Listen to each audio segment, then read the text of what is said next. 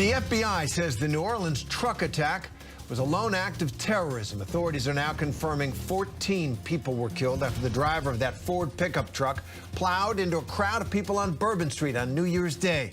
That suspect was killed during a shootout with police. Dozens of other people were injured. The FBI revealed that the identity of the driver is Shamsuddin Jabbar. He's a 42-year-old Army veteran from Texas, a U.S. citizen. Officials confirmed that he carried out the attack alone as far as his activity in New Orleans, and they found no credible ties between the New Orleans ramming attack and the Cybertruck that exploded in front of the Trump Hotel in Las Vegas. Our Maria Villarreal is outside the suspect's home in Houston, and she joins me now along with senior investigative reporter Aaron Katersky. He's in New York. So, Maria, first to you there in Houston, what are police saying at this hour about any potential links between Jabbar and terrorist organizations? Well, you know, as of right now, the FBI and local law enforcement have deferred all investigative questions to the teams out of New Orleans that are basically spearheading this entire investigation. But we have learned, obviously, that they were here at this location yesterday afternoon. They put a perimeter up. This was for the safety of the neighborhood here.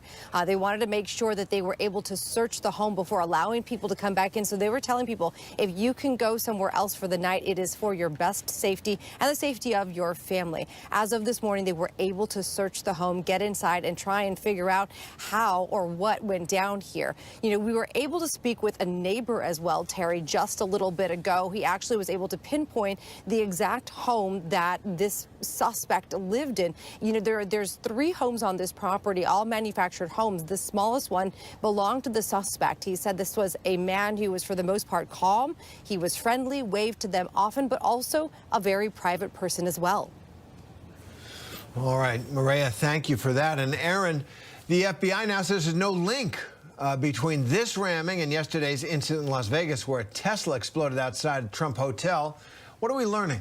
They haven't been able to find any clues, Terry, to link the two, but boy, are there some coincidences, both of these occurring within hours of one another, both in rather spectacular fashion, carried out by people who are military veterans, including one still active in the special forces in the case of Las Vegas. But there's an important difference, Terry, and that is the lack of radicalization that investigators have found so far in Las Vegas. Whereas in New Orleans, the investigators are confident that this was the work of someone who was inspired by ISIS, 100%, the FBI said, because they found videos of him pledging his allegiance to ISIS, saying he wanted to carry out the attack in lieu of killing his own family after he had been divorced several times. He mentioned that on video, but ultimately came to establish himself as an adherent of the Islamic State. As is typical in ISIS attacks, the attacker will make one of those videos. Yep. And Maria, you've been speaking there in that community where Jabbar lived out in Houston. Tell us what you're hearing. You know, for the most part, this community is quiet. They keep to themselves. There's not a whole lot going on even today after the FBI and the Sheriff's Department have left the area. They, you know, for the most part, they are friendly with each other, but there's not a whole lot of congregating together. You know, one thing we do know from local law enforcement is they continue to speak, though, with neighbors, former co-workers of Jabbar, as well as his family. ABC News was also able to speak with one of his family members. They live and grew up in the Beaumont area. They're still there. The brother basically told us that, you know, he is extremely surprised by what happened, did not expect anything like this to occur with his brother. They are shocked and, of course, saddened at the loss of life. This is definitely something that has struck a lot of fear into people living in this community, to know that just next door from them was a man that not only had been radicalized, but was willing to go through with all of his beliefs and kill so many people, hurt so many people in New Orleans. Yeah, understandably afraid, Maria. And Aaron, let's look ahead. The Sugar Bowl beginning in just about 90 minutes, being held after they initially postponed that game given the attack in New Orleans. What kind of security measures are being taken in light of this attack? How are they handling this? They've called in law enforcement and National Guard troops from all over Louisiana to help keep those going to the game safe and secure, while New Orleans police and the FBI focus on the Bourbon Street scene and investigation. As Bourbon Street now reopens to members of the public, they're going to want to make sure no vehicles can get down Bourbon Street, so they're paying some additional attention there and stepping up security. Terry, the lack of additional suspects, which is what they believed not long ago, I think gave them confidence that they could hold the game today. Had this been a manhunt for a number of different suspects, we may well have been talking about a different course of action. But you heard the governor today say he's confident people going to the game are going to be safe, and that it's going to be played with the same gusto as always, as his tradition in New Orleans. And Aaron, finally, we've just heard this presser out of Las Vegas. What more are we learning about the suspect in that explosion outside the Trump International Hotel there? The military confirmed just a moment ago he is active duty special forces, mainly spent time in Germany and at Fort Carson, Colorado. They believe he was the only person in the vehicle. They found him with a self-inflicted gunshot wound. So they're investigating whether this was some kind of an elaborate suicide mission or whether it was also meant to pair with some kind of a political statement. Still investigating that, but they've been able to trace his route, and you can see the vehicle there as it came from Colorado through New Mexico and Arizona, arriving in New Orleans, in Las Vegas on New Year's Day, and going there to the Trump International Hotel under the car park area, and then detonating about 17 seconds from the time that it arrived. He's the only one there, badly burned, but they have tentatively identified him as a 37-year-old military veteran, but not radicalized, that the FBI says they've been able to find so far, Terry. Got it. Strange pair of attacks there. Aaron Katersky, Maria Villarreal, thank you very much. And we want to bring in our next guests in New Orleans. They're visiting from Seattle for the holidays. They were eyewitnesses on the scene of that attack.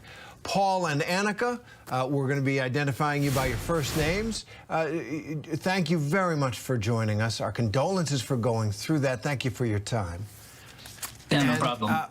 And guys, I want to ask you, Paul, first, you're staying in a hotel overlooking Bourbon Street. I've been on that street many times. A lot of Americans have. And you see this truck coming down. Walk us through what you saw. Yes. So we were actually in bed at the time, and we awoke to the sound of the crash. What we heard was a pop, pop, pop, pop, which we now know was gunfire, and then that was followed by a loud explosion, a loud bang. At first, I thought that was maybe a firework or something like that, but then there was a lot of screaming that immediately followed, so I thought maybe a balcony fell or something. Annika walked out to the window to see what was there, and do you want to say? Yeah, so waking up at hearing the crash, it was just disorienting in the beginning, just because it was dark in the room, the curtains were drawn. And yeah, so got to the window, peered out, and then immediately saw officers with their guns drawn across the street. And so that's where I mentioned to Paul, get back, we don't know what the situation is. And gave it a couple of minutes just to make sure the scene was safe before we even tried to venture out onto the balcony. But immediately, it felt clear that it had come to a stop, whatever was happening. And so we tried to do, the best we could. The only thing that we knew we could do was to be a witness and to pray. And so that was what we did. We both have backgrounds in emergency preparedness. Annika has done search and rescue. I was an Eagle Scout. And so we looked to see if there's anything we could do, but because the ground you can see was clear of everything except the wounded, the deceased, and officers. They were pushing everybody away, so there was nothing we could do. The only thing that we could do was bear witness. Amen. Thank you for that. Annika, you understandably sound still very shook up by this. How are you guys doing, and can you make any sense of what you've been through? It's really difficult, replaying the scenes over and over again. Like going to bed last night was really hard because at 1:30 in the morning, I was throwing beads off the balcony, trying to continue ringing in the fun of the new year.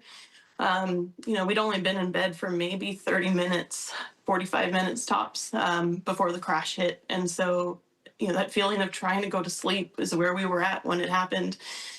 And so to come out of the balcony and immediately see dead bodies on the ground was jarring, to say the least. Seeing Jeremy Kirsch, his wheelchair sitting there, like I couldn't even make out that it was a wheelchair at first. I ran through my mind thinking, is this a motorcycle? Like, what am I looking at? Because it was so foreign of a scene. And once I realized it was a wheelchair, I looked over and saw him laying there in the gutter. And that was probably the most heart-wrenching, because the way that triage works is that you have to give care to the people that absolutely need it. And in this case, because he was alive, he wasn't the priority, but he still needed help. So while they, did care to him, like they also had to leave him and go care for others. Paul watched somebody, receiving CPR, and they had to stop at one point, and I just realized, no, this person has passed, and it killed me inside. Yeah. The one thing that was miraculous was there was a cherry picker, the cherry picker that the the truck ended up colliding with. At first, we thought that this was in our view of Bourbon Street. It was in our way. We couldn't see it. But then that's what actually stopped the truck. I mean, these electric trucks, they have a lot of torque. Bodies aren't going to stop them. But the cherry picker did. That had to have saved hundreds of lives. Wow. Something that finally stopped it. That's a great point. Paul and Annika, we thank you very much for, as you say, bearing witness to what you saw, what happened in New Orleans, and helping us understand or at least feel it as well. We wish you the best. Thank you very much. Thank you.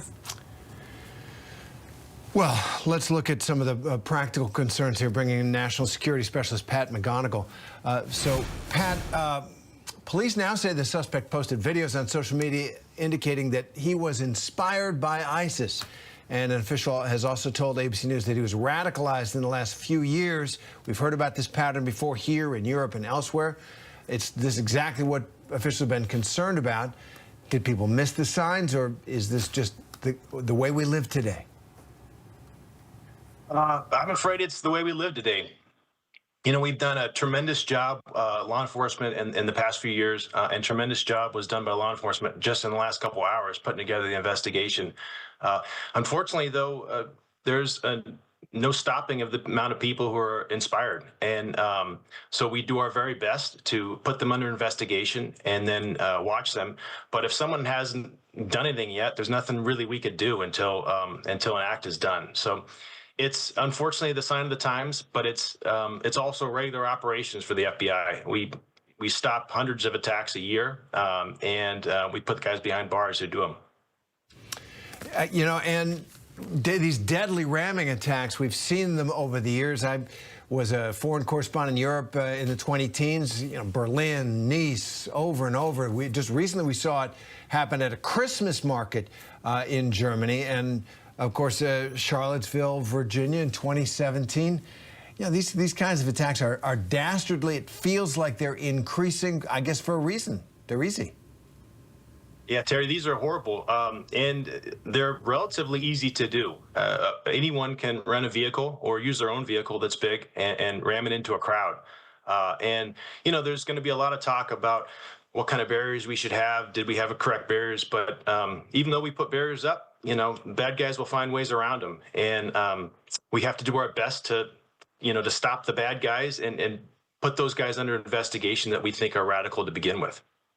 Well, let me follow up on that, Pat. I'm old enough to remember I actually was in the White House on 9/11, and I remember how helpless we all felt. It was, and then everybody kind of sharpened their eyes, right? Everybody else was on the lookout. Sometimes that led to, bad results, not correct identifications of people who were dangerous, but it stopped a lot of attacks into this country. How can the FBI deter the suspects who carry out these kinds of attacks and everyday citizens protect themselves and others? now 20-some years after 9/11.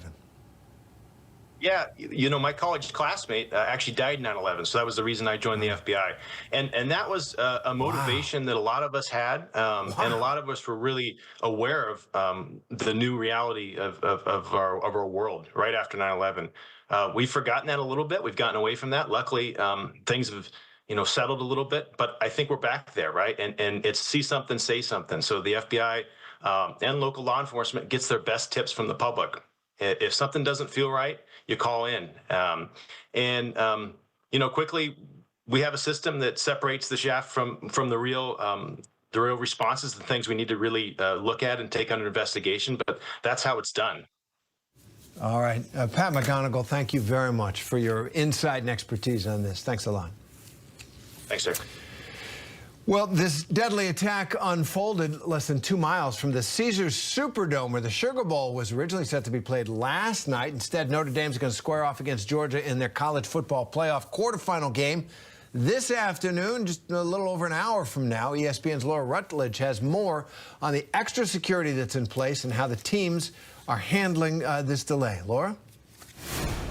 Terry, we're inside the Superdome, where they have increased security here, of course, in light of the terror attacks that happened here in New Orleans. And what I've been told is it's a second layer of security in this Superdome footprint. So essentially almost double what you would normally see. And there are law enforcement members across the area inside the stadium, also outdoors as well, going through multiple security checkpoints to get in here. I've also seen police dogs inside this stadium. They did a full sweep with the police dogs yesterday morning when they locked off the Superdome for a period of time and did not find explosives in this area. Of course, allowed it to be safe for some of us to come in then. We've seen the bands for both of the teams, Georgia and Notre Dame, here on the field, and other personnel related to the teams coming in. Georgia plans to come over 12:45 local, and they'll, of course, go through their regular plan for a game day. The same with Notre Dame, as the coaches are trying to keep things as normal as possible schedule-wise for their players. One law enforcement official told me the Superdome may be the safest place in New Orleans right now. That's good to hear. Laura Rutledge of ESPN, thank you. And just a reminder for our audience, you can watch the Sugar Bowl now between Notre Dame and Georgia at 4 Eastern on ESPN. Go Irish. Coming up, Washington politics up next, and why Mike Johnson's bid to remain Speaker of the House could be a struggle despite President-elect Trump's endorsement of him.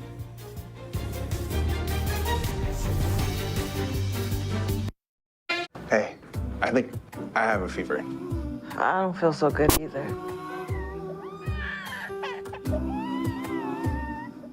This is not just 1-hour delivery. Thank you. This is not just medicine. This is fast relief for those who can't take a time out. Walgreens.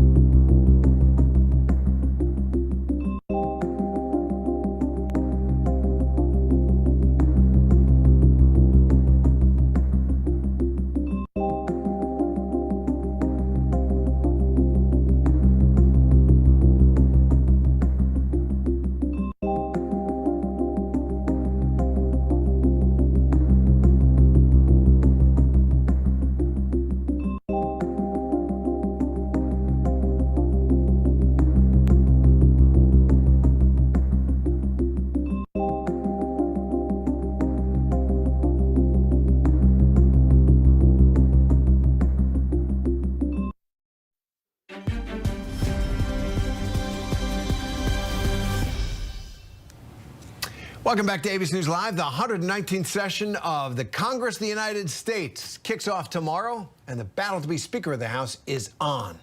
President-elect Donald Trump has thrown his support behind the current Speaker, Mike Johnson. But some Republicans say they are still undecided. Many House Republicans became frustrated at Johnson after he backed out of a budget spending deal that nearly caused a government shutdown just before Christmas. ABC's Jay O'Brien is on Capitol Hill, along with our senior reporter, Catherine Falder. She's in West Palm Beach, Florida, and they join me now for more. So, Jay, first, Mike Johnson can only afford to lose one vote. Do I have that math right? What's going to happen here? Yeah, you do, Terry. We're about a block away from the Capitol here, where members of the House Freedom Caucus were meeting here just moments ago. That meeting just wrapping up, those members going over to Mike Johnson's office, where they are meeting with the Speaker now. And I talked to those Freedom Caucus members, including Andy Harris, the chair of the Freedom Caucus. I asked them, is anyone in that room a hard no vote on Mike Johnson? And they said the only no vote that they're aware of right now is Thomas Massie, Republican of Kentucky, who's made it clear that he's going to vote against Mike Johnson over spending issues, et cetera. The other Republicans I talked to said they want concessions out of Johnson, concessions on cutting government spending, concessions on the border that they're obviously speaking with him about right now at this hour. But to your point, Johnson can only afford to lose one Republican under the current legislative math, and Tom Massie has already said he's a no, so he's having to negotiate with each of these members about what they want, because if he loses just one of them, it would mean he would lose the first round of balloting starting tomorrow. I mean, that's incredible. Catherine, Donald Trump endorsed Mike Johnson. Donald Trump elected president, leads the Republican Party to triumph. Is he working the phones to save Johnson's speakership? And has he got any backups in mind? Well, look, he certainly is speaking to Mike Johnson directly, Terry. As we reported, they met down here in Palm Beach at Mar-a-Lago yesterday. We also know that Trump has been involved in conversations with Chip Roy, for example, one of those undecided members who we are closely tracking. Of course, there's only one right now, Tom Massie, who has said on the record he won't vote for Johnson. But we do know that Trump's political team, his legislative team, are very involved in this behind the scenes, have been having conversations with members of Congress. We know J.D. Vance, the vice president-elect, is deeply involved in this as well. And look, there is a confidence. But the question is, of course, he really can't afford to lose many votes here at all. Do other names emerge? Of course, even names we're hearing behind the scenes, they don't have the votes. So we're not really there yet. But we do know that Trump has publicly endorsed Mike Johnson. He's not going to backtrack on that in any way. And he is hoping that members, that the Republicans in the House do, in fact, vote for Johnson tomorrow. Of course, we will have a better sense of that tomorrow on the floor when they do the roll call vote, including whether or not a member nominates somebody else. Who knows who, but they might do that tomorrow during that first roll call vote, Terry. Can't wait. Catherine Falders, Jay O'Brien, thanks very much. Well, coming up, witnesses say that it looked like a war zone. Take a look. 3 people were killed. Nearly 24 more were hurt after a chain reaction fireworks accident in Hawaii. What caused this tragedy? After the break.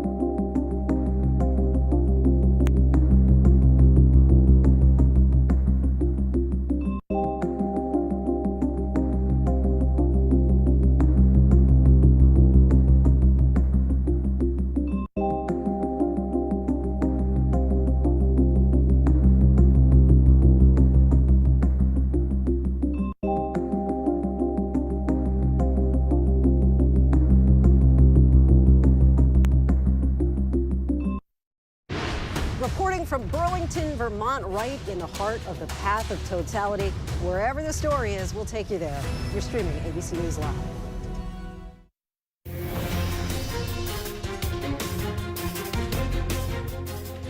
Thanks for streaming with us. Here are some of the other top headlines we're following at this hour. Officials in Hawaii say 3 people are dead, nearly 24 more hurt after a firework tipped and sparked an explosion on New Year's Eve. Authorities described it as a, quote, cake bomb of fireworks that flew onto and ignited another set of explosives. Governor Josh Green is now calling for stiffer penalties for illegal fireworks. The Palestinian Authority says it is suspending Al Jazeera from operating in the West Bank. Officials made the announcement yesterday, accusing the Qatari-backed news agency of interfering in Palestinian internal affairs and inciting sedition.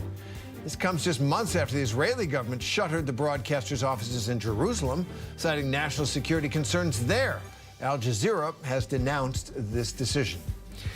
And the Commerce Department said today it will consider banning drones made in China. Officials say the rule is aimed at stopping foreign powers from getting any data by remotely accessing the drone. China is the top supplier of commercial drones in the United States.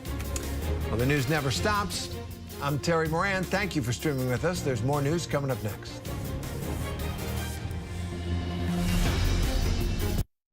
Stay ahead of your child's moderate to severe eczema with Dupixent as they welcome the feeling of touch with clear skin and less itch. The #1 prescribed biologic by dermatologists and allergists helps heal their skin from within. Severe allergic reactions can occur. Get help right away for face, mouth, tongue, or throat swelling, wheezing, or trouble breathing. Tell your doctor of new or worsening eye problems like eye pain, vision changes, or blurred vision, joint aches and pain, or a parasitic infection. Don't change or stop asthma or other medicines without talking to your doctor. Ask your child's doctor about Dupixent.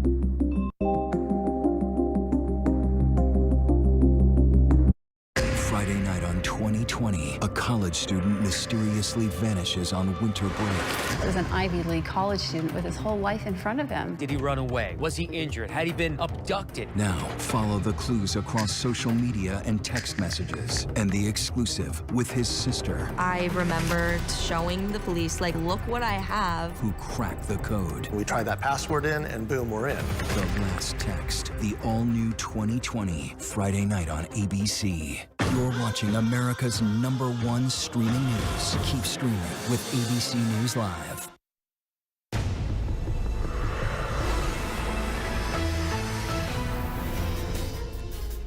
Hello, I'm Terry Moran, and right now on ABC News Live, the urgent investigation into the terror attack in New Orleans.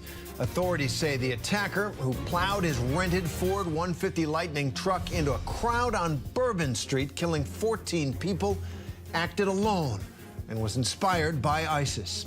The FBI is now working with multiple law enforcement agencies, combing through evidence at the scene. We want to talk to anyone who was in the French Quarter on New Year's Eve or early on New Year's Day.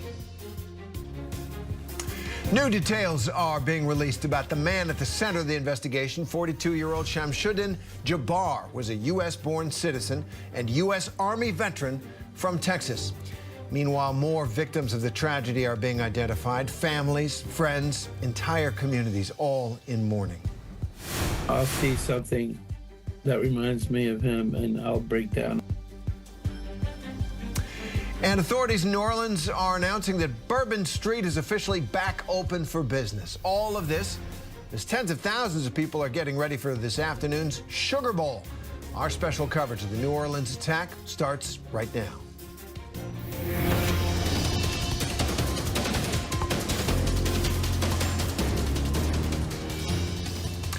The FBI says the New Orleans truck attack was a lone act of terrorism.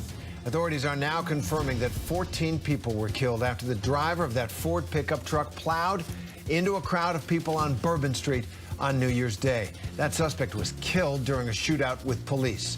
Dozens of other people were hurt in the attack. The FBI revealed the identity of the driver, Shamsuddin Jabbar, a 42-year-old Army veteran from Texas. Officials confirmed that he carried out the attack alone in New Orleans, and they found no credible ties between the New Orleans ramming attack and the Cybertruck that exploded in Las Vegas outside of the Trump Hotel there. Meanwhile, the investigation is intensifying, now stretching from New Orleans all the way to the suspect's home in Houston.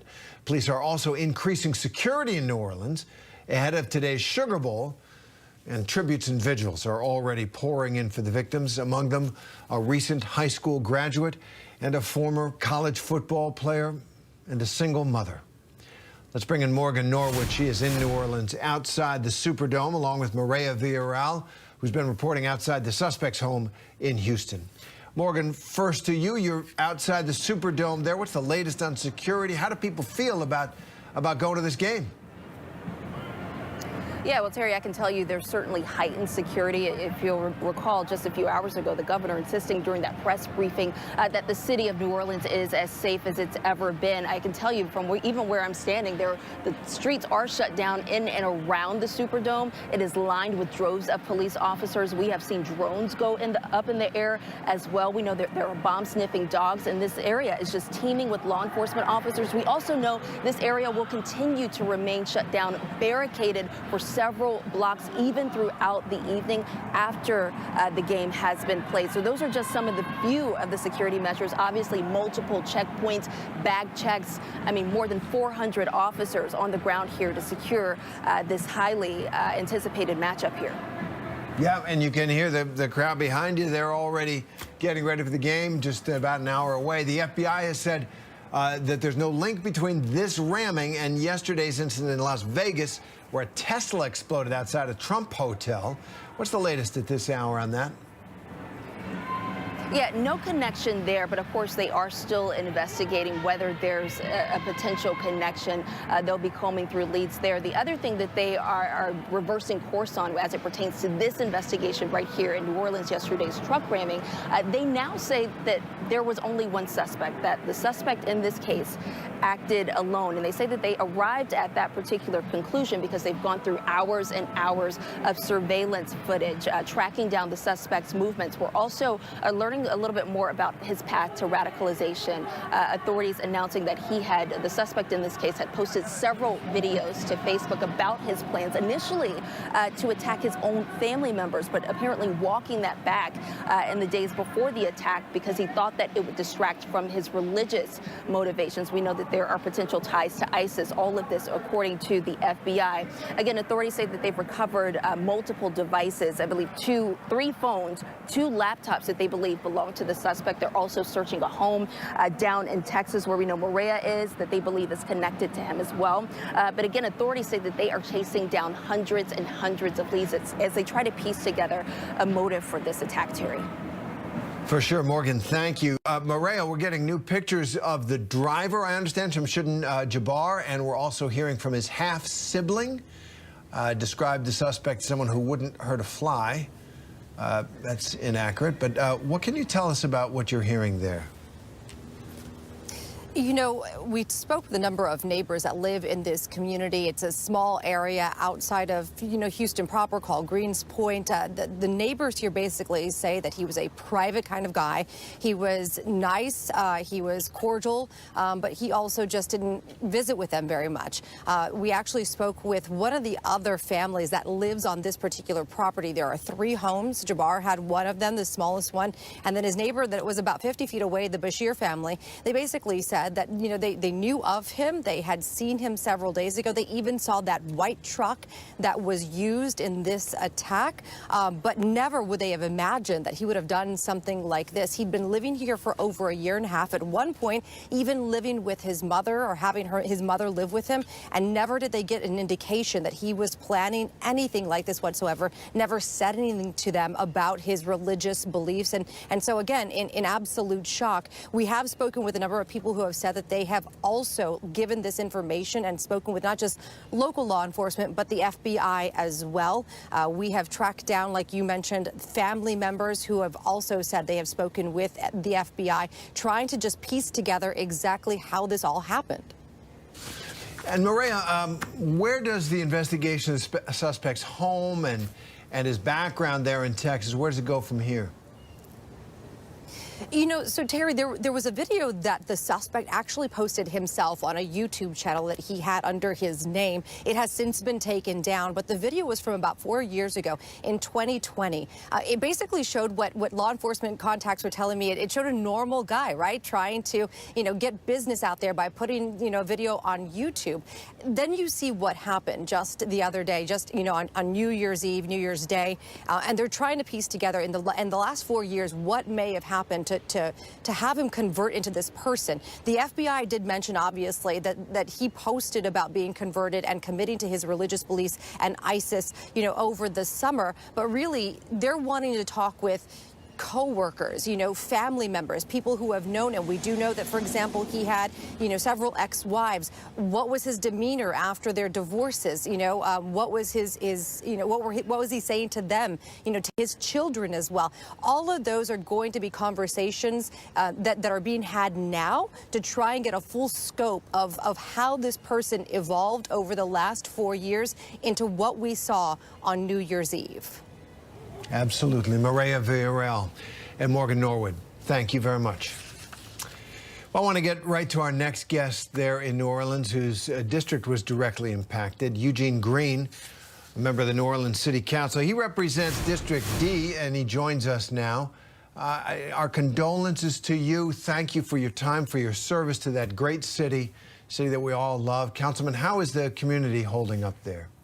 Well, our community is relieved to know that the FBI has determined that this was a lone wolf, that they're not on the lookout for members of the community or just visitors who might have accompanied him or been accomplices in this particular act. So we're feeling a little bit better. Of course, 14 people have died who are celebrating, as we celebrate so often in New Orleans, enjoying themselves, looking forward to a new year.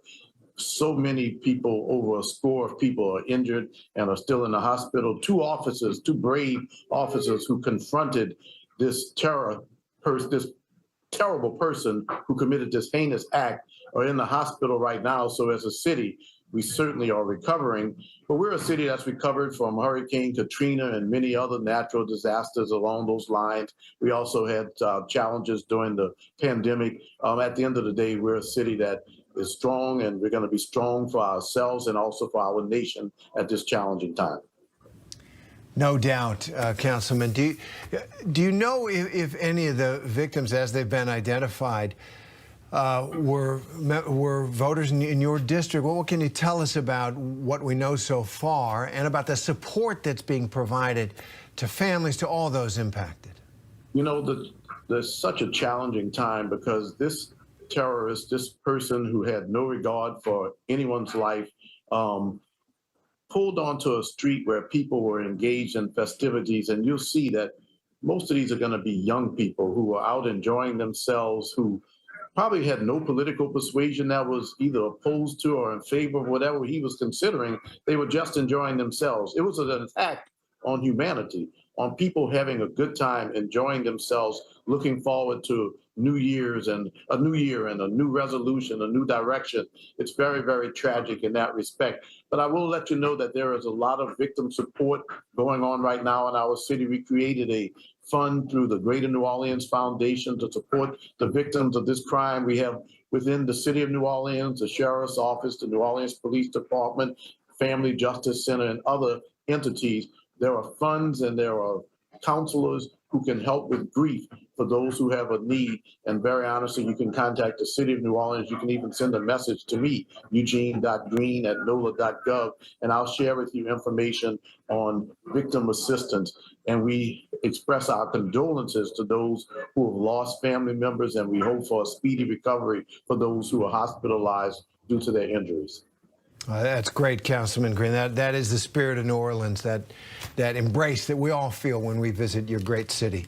Eugene Green, New Orleans City Council. I do want to add this. I want to thank you for giving us the opportunity to share with the nation at this time of challenge in New Orleans.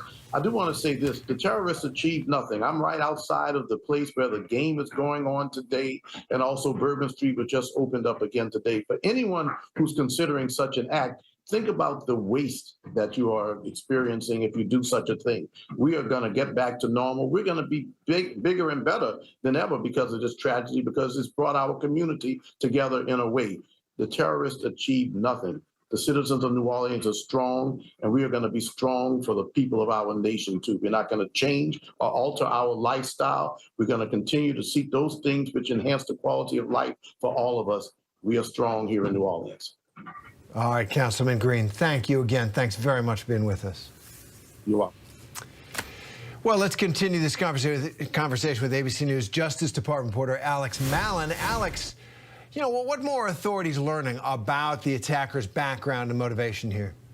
I mean, I think really the focus that we heard from the FBI today in that presser was the path to radicalization. They say that in the coming hours, days, you know, we heard from Maria there. She said that the FBI has been interviewing members of the family, people that were around him, anything that they can suss out to kind of get a picture, a broader picture of what he was doing in the weeks and months leading up to this attack. Obviously, he was a U.S. Army veteran. He left he was honorably discharged in 2020. How do you go from being that and then go towards somebody who is so radicalized to this path to carry out such a heinous attack? One of the things that the FBI brought up were the 5 videos that he posted. He began posting after 1 a.m. right before he carried out this attack. And in one of those videos, he spoke about how he had planned to potentially just kill off members of his family, but he decided that instead, you know, to carry out this attack because it would bring, you know, focus in the media on the war between believers and non-believers. So obviously he was very much seeped in this ISIS, you know, ideology. Yeah, warped to do that. And doing it with this ramming attack. We've seen it in previous years in Europe, and now once again it does seem to be coming back, a weapon of choice almost for mass killers. At least 16 worldwide attacks using the ramming technique since 2006. Why are they increasing again? What are you hearing about that?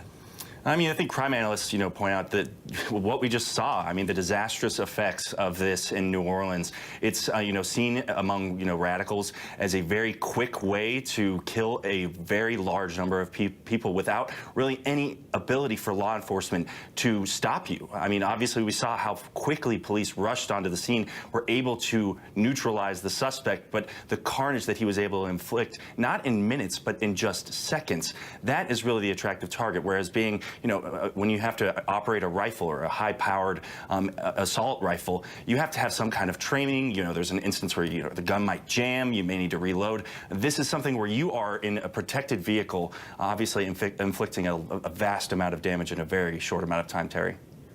That's a great point. It's a diabolical attack. It really is. Alex Mallon, thank you very much.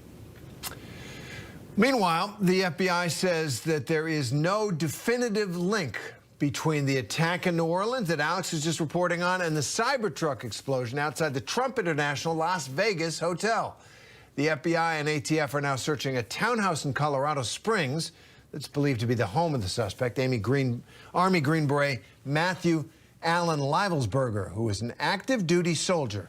Investigators say he was the driver of a Tesla Cybertruck that was filled with gas canisters and fireworks that exploded on Wednesday, killing him and injuring several others. Senior investigative correspondent Aaron Katurski joins us now with more on this. Aaron, law enforcement officials just gave a briefing on what they're learning.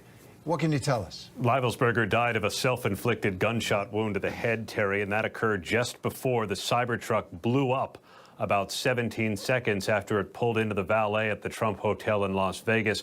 The authorities are not going so far as to call this an elaborate suicide mission. They believe he died by suicide, but they have not fully explained why there was this rather giant explosion.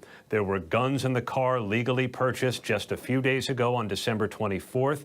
He left Colorado on December 28th before arriving in Las Vegas, taking a route through New Mexico and Arizona, arriving on New Year's Day. Livelsberger Terry is a well-decorated combat veteran. He's an active duty, Special Forces, Green Beret. What leads him down this path? Authorities have not said. They're undoubtedly going through his service record now, but they have not found any evidence of radicalization so far. And so that's one of the primary reasons we think why they're saying that the bombing there in Las Vegas and the attack in New Orleans are, even though there's some coincidences, separate and not related. What a strange day it was. Aaron Katersky, you've been on it since it happened. Thank you very much. Well, coming up, Mike Johnson wants to stay on as Speaker of the House. President-elect Trump wants him as Speaker, too. So why is Johnson's bid on thin ice, as it may well be? We're going to tell you coming up next.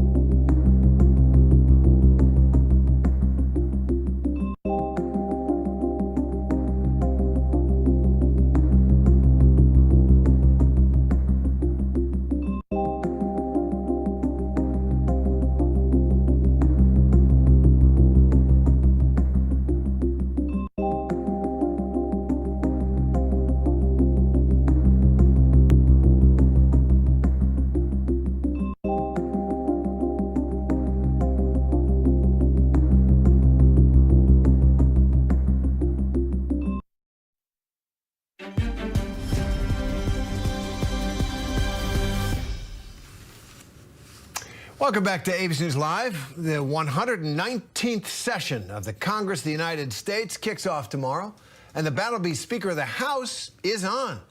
President-elect Donald Trump has thrown his support behind the current Speaker, Mike Johnson, Republican of Louisiana. But some Republicans say they're still undecided. Many House Republicans became frustrated at Johnson after he backed out of a budget spending deal that nearly caused a government shutdown just before Christmas. ABC's Jay O'Brien on Capitol Hill, along with senior reporter Catherine Falder. She's in West Palm Beach, Florida. Join us now for more. So, Jay, what's the latest on the holdouts around Speaker Johnson? 15 or so Republicans, Terry, who have publicly said that they are undecided on Johnson. They haven't fully said that there are yes votes or no votes. There's one firm no vote on Mike Johnson at this hour. That's Congressman Thomas Massie of Kentucky, and Johnson can only afford to lose one vote. If there are two no votes under the current legislative math, it would mean Mike Johnson would lose, and then they would have to go into another round of voting. Remember, it took Kevin McCarthy 15 rounds to ultimately be elected Speaker to get the votes that he needed. Mike Johnson right now is meeting with some of those so-called holdout votes in his office, talking about potential concessions he could make. I asked one of those holdouts, Congressman Ralph Norman of South Carolina, if he's defying Donald Trump here, because to your point, Donald Trump has said he has fully endorsed Mike Johnson to stay in his job as Speaker of the House. Norman said he doesn't view it as defying Donald Trump, that they're just talking. No one's come out so far and firmly said that they're against Donald Trump's wishes at this hour. But certainly, if this turns into a slugfest on the House floor tomorrow and there is a firm contingent of no votes, that'll be the opposite of what Donald Trump wants, Terry.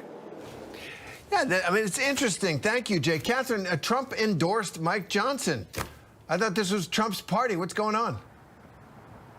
Yeah, he did endorse Mike Johnson. And in fact, Mike Johnson was down here yesterday, Terry, meeting with President-elect Trump specifically about this and the upcoming legislative agenda here. But the reality is this does really come down to the numbers, and Johnson really can't afford to lose that many people. And when you have over a dozen, frankly, House Republicans who haven't said one way or another how they're going to vote for Johnson. Of course, we only have that one, Tom Massey, who has said that he won't vote for Johnson. But when you have a handful, more than a dozen, that obviously creates some concern internally. Now, at least publicly, Johnson will say that he's confident that he has the votes, but there's a lot of horse trading that's going on behind the scenes. Surely Trump is working the phone, Trump's aides are working the phone, his political legislative teams, and Johnson is having meetings with some of these members who, frankly, he wants them to get to a yes on. So we will certainly learn more later on today and going into tomorrow.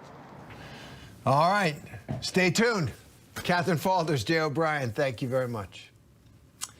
And coming up, Jimmy Carter's journey home, how the nation plans to honor the former president when we come back.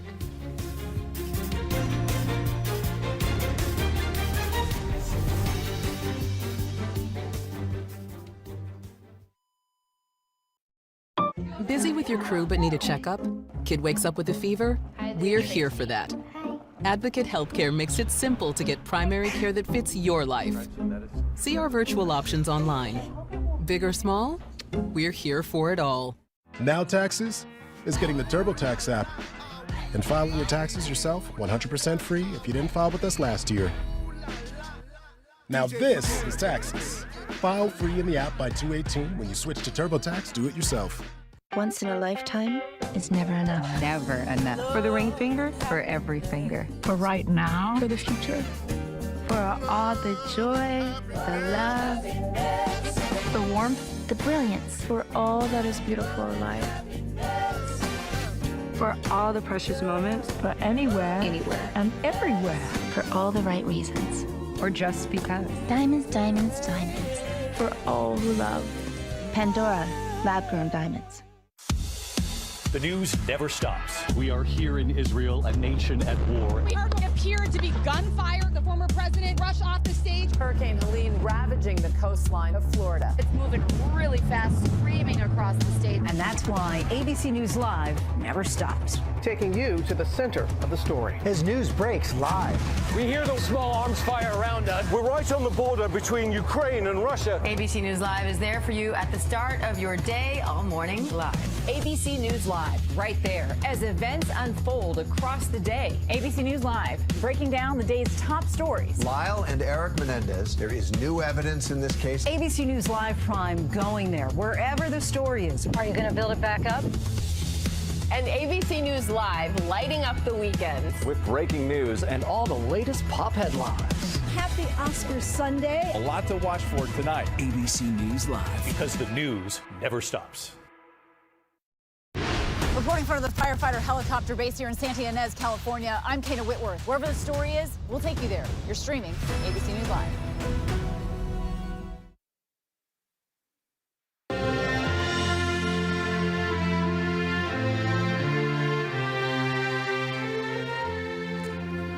Thanks for streaming with us. Tributes continue to pour in for former President Jimmy Carter. Thousands have visited the Carter Center in Atlanta and near his home in Plains, Georgia, in the days since his death to pay their respect to Carter ahead of his state funeral in Washington, and that'll be next week. Carter's longtime friend, President Joe Biden, is expected to eulogize him on Thursday at the National Cathedral. ABC's Alex Perchet has been covering this since the death of Carter. Joins us now for more. Alex, what else are we learning about the latest plans for Jimmy Carter's funeral services? Hey, Terry. So things really start off on Saturday. A motorcade will leave that medical center down there in Americus, Georgia. It'll drive by planes, pass by Carter's boyhood home before passing the Carter family farm on its way to Atlanta, where it will stop briefly at the Capitol. He'll be honored by Governor Kemp and other state electeds. And then it will make its way to the Carter Center, which is also in Atlanta, where he'll lie in repose for a number of days. And then come Tuesday of next week, Carter will begin what they call Special Mission 39. He'll be flown from Atlanta to Washington, D.C., that motorcade taking him to the Capitol, where he will lie in that rotunda for a number of days to be have tributes paid to him by other lawmakers. And then obviously that funeral service on the 9th at the National Cathedral, where you mentioned President Biden will eulogize him before